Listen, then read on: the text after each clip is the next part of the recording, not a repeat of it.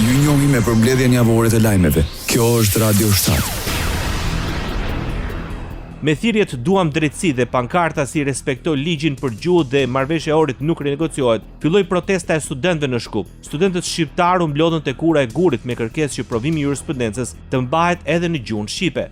Protestuesit pritën mbritjen e studentëve nga Tetova dhe më pas marshuan drejt sheshit të Shkupit duke u ndalur përpara Ministrisë së Drejtësisë. Ata kërkuan nga Ministri i Drejtësisë Igor Fillkov të respektojë ligjin dhe të mundsoj dhënien e provimit në gjuhën anëtare.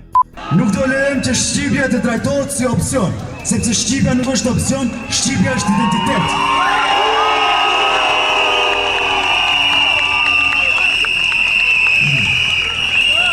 Sot nga ky shesh, nga ky zë i përbashkët, ne po themi një gjë shumë të thjeshtë. Nuk ka shtet të së drejtës pa respekt për gjuhën, nuk ka parazit pa shqipe, nuk ka parazit pa shqipe. Studentët dhe njerë dorëzuan kërkesë deri tek Ministri Igor Fillkov që provimi të mbahet edhe në gjuhën shqipe. Protesta e përkrahën nga partitë politike shqiptare në Maqedoninë e Veriut. Sekretari i përgjithshëm i BDI-s Arbër Ademi kritikoi qëndrimin e mbajtur nga Ministri i Drejtësisë. Qose s'ka qenë 30 vite në gjuhën shqipe, a nuk duhet edhe sot tjetë? Sot është parashtru kërkesa, sot u aktualizu kërkesa, madje nuk duhet fare kërkesa. Dhe sot ne po e shohim qëndrimet e Fillkovit, i cili thot, provimi i jurisprudencës është provim për kontrollin e njohurive gjusore njëherë thot, pastaj pas 2-3 jave kur e sheh se gabon në rënd, thot se është provim profesional dhe se nuk është procedurë administrative. Edhe të njëra, edhe të qetra gënjen. Ligji është i qartë. Ishte sekretari i përgjithshëm i BDI-s Arbër Ademi.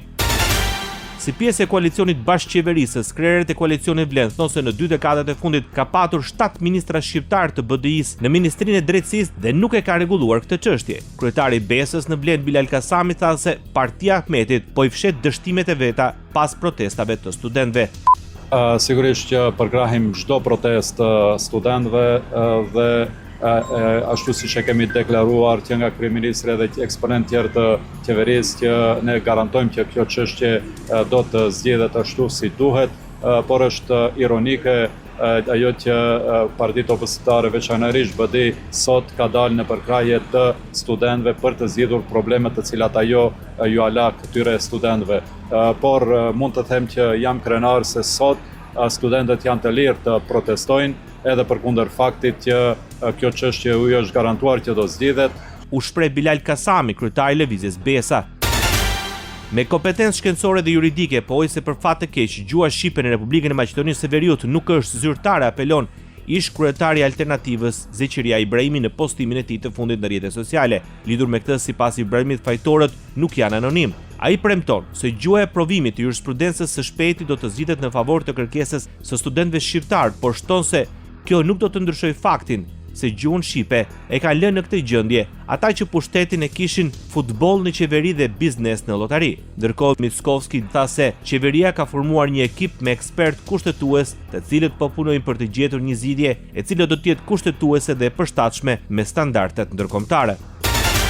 Pas protestës së studentëve në Shkup reagoi dhe Ministri i Drejtësisë në Maqedoninë e Veriut. Në një reagim zyrtar të ministrisë thuaj se shpreha e lirë e qëndrimeve dhe nismave përmes tubimeve publike përbën një segment të rëndësishëm të shoqërisë demokratike dhe kontribuon në avancimin e dialogut publik. Përmes një komunikate thuhet se me keqardhje konstaton se protesta dhe njerë tregoi përpjekje për manipulim të qytetarëve nga strukturat politike që për më shumë se 2 dekada kanë marrë pjesë drejt për drejt në krijimin e gjendjeve të këqija në sistemin e drejtësisë.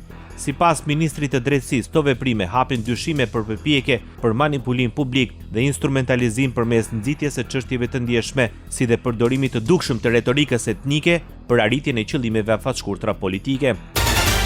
Kryeministri i Maqedonisë së Veriut Istra Mickovski premton se qeveria po punon për gjetjen e zgjidhjes ligjore, me të cilin studentëve shqiptarë të juridikut do të mundësojë që provimin e jurisprudencës ta jepnin në gjuhën shqipe.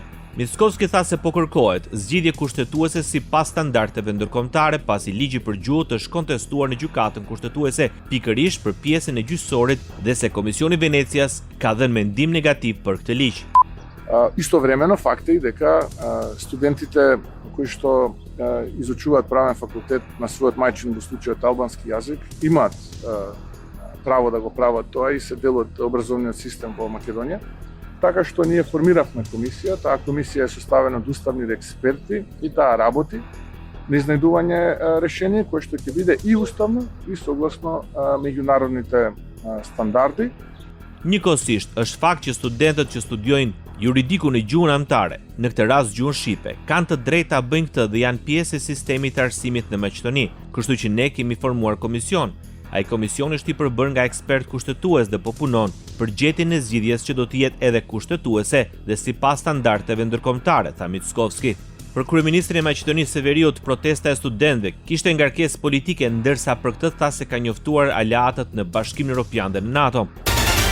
Opozita maqedonase qëndron për krah kërkesave të studentëve shqiptar në Shkup, në cilësinë e anëtarit të bordit ekzekutiv të LSDM-s. Venko Filipçe tha se mesazhi është i qartë, ligjet ekzistojnë dhe ato duhet të zbatohen në mënyrë të drejtë të barabartë për të gjithë. Kjo nënkupton dhe respektimin e të drejtës legjitime që provimi i jurisprudencës të zhvillohet në gjuhën shqipe. Ne kemi qenë gjithmonë të hapur ndaj qytetarëve në veçanti ndaj studentëve. Besojmë në dialog, në mirë kuptim dhe në politike që garantojnë barazi reale, apelojnë nga LSDM-ja maqedonase. Tirana zyrtare qëndron në krah protestës së studentëve për provimet në gjuhën shqipe në Maqedoninë e Veriut. Ministri për Ropën dhe Punët e Jashtme Ferit Hoxha deklaroi se përdorimi i gjuhës anëtare përbën një të drejtë themelore të garantuar nga kushtetuta dhe ligji për përdorimin e gjuhëve. E kam ndjekur me vëmendje shqetësimin e shprehur dhe kërkesën e drejtë dhe legjitime të studentëve shqiptar në Maqedoninë e Veriut për dhënien e provimit në gjuhën shqipe, shkruan Hoxha. Ai thekson se studentët meritojnë përgëzim për angazhimin qytetar dhe mënyrën demokratike me të cilën kanë artikuluar kërkesën e tyre. Kjo kërkon një përgjigje në të njëjtin standard përgjegjshmërie përmes dialogut konstruktiv dhe zgjidhjeve që respektojnë plotësisht të drejtat e garantuara, apelon ministri i jashtëm i Shqipërisë. Nga opozita shqiptare reagoi kryetari i grupit parlamentar të Partisë Demokratike. Në një postim në rrjetet sociale, Gazmend Bardhi shkruan se përdorimi i gjuhës shqipe është një drejtë themelore garantuar nga Kushtetuta e Maqedonisë së Veriut dhe ligji për përdorimin e gjuhëve. Shqipja nuk negociohet të bëjë thirrje qeverisë shqiptare që të marrë menjëherë masa për të ndërhyrë pranë autoriteteve të Republikës Maqedonisë së Veriut në mënyrë që të shmanget kthimi pas në kohë të errta.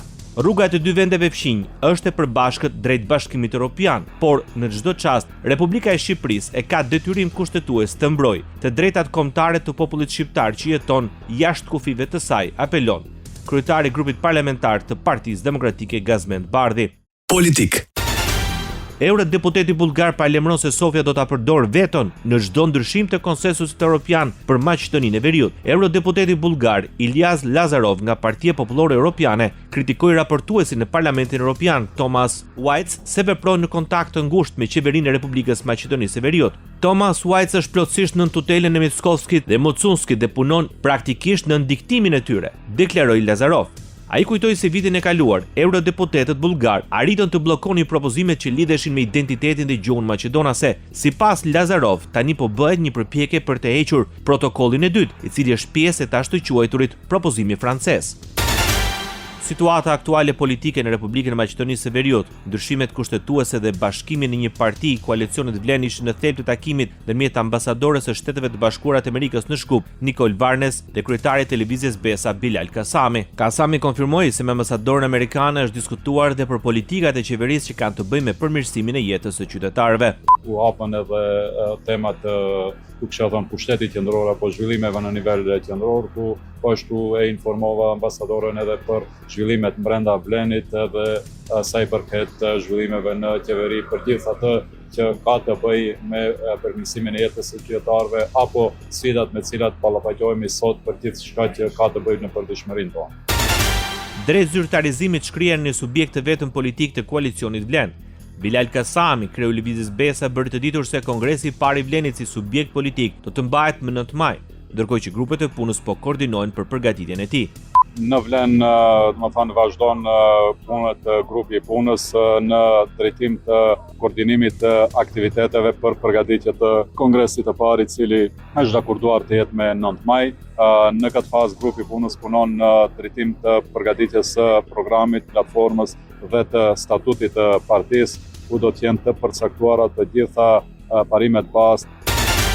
Alianca për shqiptarët të Maqedoninë e Veriut akuzon kryetarin e komunës Tetovës Bilal Kasami për informacione të pavërteta se ka filluar ndërtimi i rrugës Tetov-Prizren. Sipas Aliancës për shqiptarët, rruga jo vetëm që nuk ka filluar, por është ende në fazë përgatitore dhe nuk ka filluar procedura e tenderimit. Fakte zyrtare nga Ministria e Transportit janë të qartë. Projekti është ende në fazë fillestare. Po përgatitet dokumentacion, nuk ka procedurë tenderimi dhe nuk ka filluar ndërtimi. Alianca për shqiptarët pohon se prezantimi i ndërhyrjeve lokale si projekt ndërkufitar përbën manipulim dhe krijim të një realiteti terren për qytetarët. Tani kemi një situatë absurde. Qeveria flet për projektim, komuna flet për ndërtim. Kjo nuk është dallim interpretimi, është kontradikt me fakte. Dhe kur faktet janë kaq të qarta, përfundimi është i vetëm. Qytetarëve po shitet propagandë si realitet. Prandaj, kur dikush thot të kundërtën, nuk po informon, po mashtron. Aktualitet. Shtetet e Bashkuara të Amerikës mbështesin Maqedoninë e Veriut me 5 milion euro dollar për sigurinë kibernetike dhe strukturën digjitale. Në kuadër të dialogut strategjik me Shtetet e Bashkuara të Amerikës, Maqedonia e Veriut do të marrë ndihmë teknike dhe financiare për përforcimin e sigurisë kibernetike dhe strukturës digjitale. Sipas Ministrisë së Transformimit Digjital, në kuadër të ndihmës teknike do të bëhen vlerësime gjithëpërfshirëse të sigurisë kibernetike me qëllim identifikimin e mangësive, rekomandime dhe masa konkrete për menjanimin e tyre, ndihmë gjatë marrjes së vendimeve për zgjidhje bashkëkohore dhe të besueshme. Maqedonia e Veriut ka gati ligjin për një shkollë të mesme policore, me 61 vota pro, asnjë kundër dhe asnjë abstenim. Kuvendi miratoi ligjin për shkollën e cila do të fillojë të funksionojë nga 13 maj. Shkolla do të zgjasë 2 vite mësimore që përkon me vitin e 3 dhe të 4 të shkollës së mesme, duke i mësuar çdo kandidati që pas 2 viteve të para të shkollës së mesme të aplikojë dhe të vazhdojë arsimin në shkollën e mesme policore nëse plotëson kushtet e parashikuara. Kandidatët duhet të jenë shtetas të Maqedonisë, të jenë mbi 18 vjeç në ditën e publikimit të thirrjes për pranimin e nxënësve, të flasin në mënyrë aktive gjuhën maqedonase, të jenë të shëndetshëm dhe psikofizikisht të aftë dhe të nështrohen verifikimit të sigurisë për të konstatuar mungesën e rrezikut për sigurinë. Ekonomi. Maqedonia e Veriut garanton furnizimin me gaz natyror nga SBA-ja. Në kuadër të vizitës zyrtare të një delegacioni të lartë qeveritar të Republikës Maqedonisë së Veriut në SBA, Ministri i Energjisë, Minierave dhe Burimeve Minerale, Sanja Buzhinovska, nënshkroi në Washington një memorandum mirëkuptimi me Shtetet e Bashkuara për të përmirësuar sigurinë e furnizimit me gaz natyror. Nënshkrimi vjen si pjesë e dialogut strategjik me Shtetet e Bashkuara, një platformë kyçe për thjellimin e partneritetit strategjik mes dy vendeve. Dokumenti gjithashtu parashikon hapa specifik për zhvillimin e infrastrukturës, përmirësimin e transparencës së tregjeve të gazit, gjë që hap mundësinë e përdorimit të instrumenteve financiare publike dhe private, duke përfshirë mbështetjen nga institucionet financiare ndërkombëtare dhe agjencitë e kreditit të eksportit. Opozita maqedonase LSDM kërkon uljen e TVSH për karburantet nga 18 në 5% me procedurë urgjente me qëllim mbrojtjen e standardeve të jetesës së qytetarëve dhe zbutjen e presioneve inflacioniste. Deputetja e LSDM-s, Sanja Lukareska, tha se ulja e TVSH do të ketë një efekt drejt për drejt në shportën e konsumatorit dhe në nivelin e përgjithshëm të çmimeve. Deputetja e LSDM-s kujtoi paralajmërimet nga Bashkimi Evropian se kriza ekonomike do të zgjasë për një periudhë të gjatë dhe se nevojiten masa përgatitje dhe strategji në kohë. Ndoqët për mbledhjen javore të lajmeve. Kjo është Radio 7, zëri pozitiv i qytetit.